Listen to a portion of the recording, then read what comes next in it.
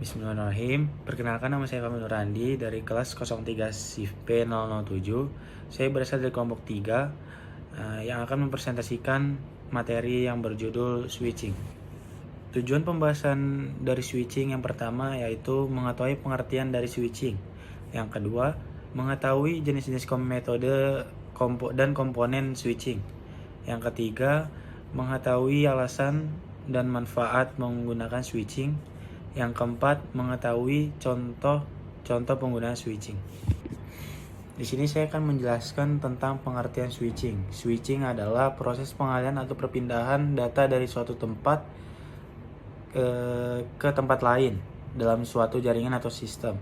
Ini adalah elemen kunci dalam infrastruktur jaringan yang memungkinkan perangkat untuk mengirim dan menerima data dengan efisien. Selanjutnya yaitu ada jenis-jenis switching. Yang pertama yaitu managed switching. Managed switch adalah jenis switch yang memberikan pengguna kontrol lebih besar atas pengaturan jaringan. Ini memungkinkan pengaturan VLAN, pengaturan keamanan, dan pemantauan lalu lintas jaringan yang lebih mendalam. Yang kedua yaitu unmanaged switching. Unmanaged switch adalah tipe switch yang sederhana dan langsung digunakan tanpa konfigurasi yang rumit. Ini cocok untuk jaringan kecil yang memerlukan konektivitas dasar tanpa pengaturan tambahan. Yang ketiga adalah virtual switching.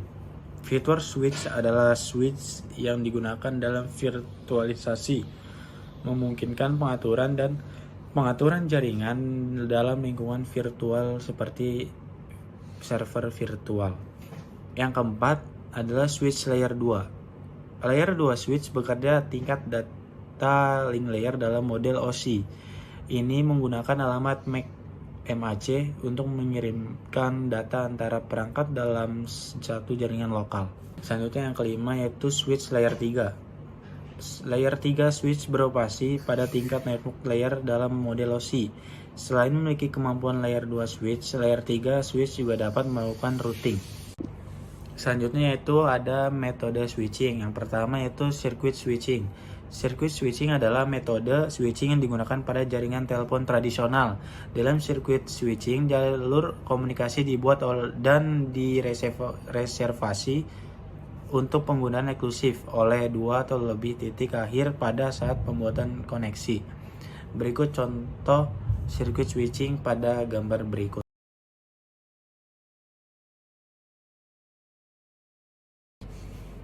Yang selanjutnya yaitu message switching. Message switching adalah metode switching yang jarang digunakan saat ini. Dalam message switching, pesan diteruskan satu node ke node lain dalam jaringan sampai mencapai tujuan akhir. Yang berikutnya yaitu packet switching. Packet switching adalah metode switching yang paling umum digunakan dalam jaringan data modern. Dalam packet switching, data dibagi menjadi paket-paket kecil dan setiap paket diberi label dengan informasi yang diperlukan untuk mengirim paket ke tujuan yang ditentukan. Berikut contoh gambar cara kerja paket switching pada berikut. Selanjutnya yaitu ada komponen switching. Pada gambar berikut ada 4 komponen switching, yaitu ada switch, yaitu ada router, yaitu ada hub, dan yang terakhir adalah access point. Selanjutnya yaitu mengapa alasan kita menggunakan switching. Yaitu yang pertama, bandwidth suatu saluran komunikasi baik voice maupun data tidak akan memanfaatkan maksimal jika tidak disiasati dengan teknik switching. Yang kedua, tanpa switching, saluran akan terus terhubung meski sudah tidak terpakai. Hal seperti ini akan sangat membahayakan. Yang ketiga, tanpa switching, biaya komunikasi menjadi sangat mahal akibat monopoli pemakaian saluran. Adapun contoh penggunaan switching di kantor atau perusahaan. Dalam jaringan kantor atau perusahaan, switch digunakan untuk menghubungkan berbagai perangkat seperti komputer, printer, dan server. Perusahaan dengan banyak departemen atau divisi mungkin menggunakan VLAN switching untuk mengisolasi lalu lintas antara departemen, menjaga keamanan, dan mengelola lalu lintas dengan lebih baik. Yang kedua itu ya di jaringan rumah. Di rumah, router biasanya mengandung fungsi switching yang memungkinkan perangkat seperti komputer, tablet, dan smartphone untuk terhubung ke jaringan Wi-Fi dan berkomunikasi satu sama lain. Yang ketiga itu jaringan sekolah atau di kampus. Di lingkungan pendidikan, switch digunakan untuk menghubungkan komputer, laboratorium, kelas, dan perpustakaan ke jaringan sekolah atau kampus.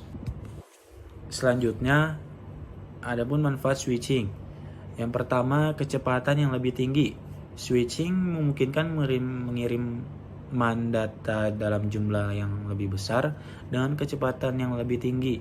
Hal ini terjadi karena switching memproses setiap paket data yang masuk dan mengirimkannya hanya ke alamat tujuan yang benar, sehingga minimalkan waktu yang diperlukan untuk pengirim.